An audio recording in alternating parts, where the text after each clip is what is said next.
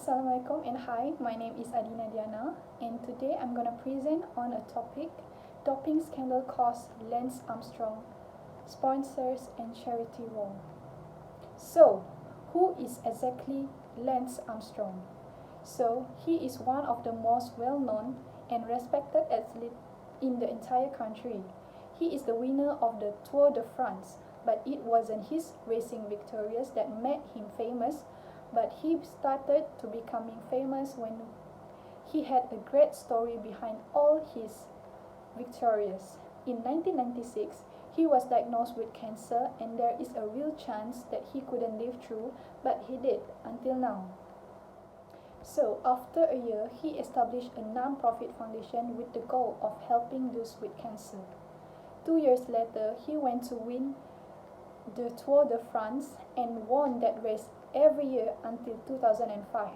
He becomes everyone's idol and a hero, and the Lance Armstrong Foundation start becoming really big during this time, where they partner up with Nike to put out sport equipment, and they start to create a yellow bracelet intended to bring awareness to cancer and show support to those victims.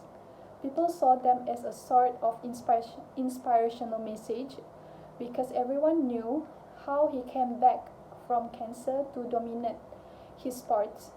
People would proudly wear them as a motivational reminder. The force behind the bracelet is the Lance Armstrong Foundation, the charity set up by the cyclist in 1997 when he was diagnosed with cancer, in a bid to raise $5 million. The first 5 million bands were produced by Nike, who was also gave $1 million to the foundation. By middle July, the bands has all been sold out. 6 million more were to produce, and already half of them are sold out. So far, the charity has ranked in 8 million from the band.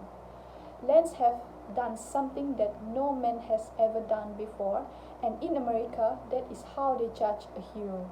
So is Lance Armstrong really is a hero? Later, in 2012, something went bad where it turns out that Lance Armstrong wasn't quite a hero everyone made him out to be. He admitted to using performance-enhancing drugs that were banned from the competition.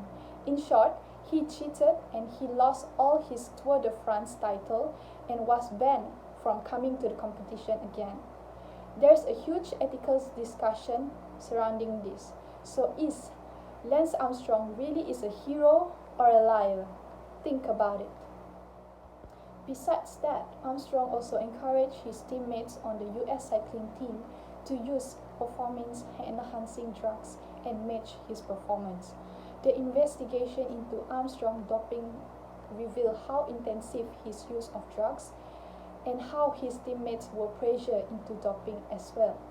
The report from the anti-doping agency investigation stated it was not enough that his teammate give maximum effort on the bike. He also required them to doping program outlined for them or they might be replaced. The agency also report Armstrong act with the help of doping doctors, drug smugglers, and others within and outside the sport and on his team.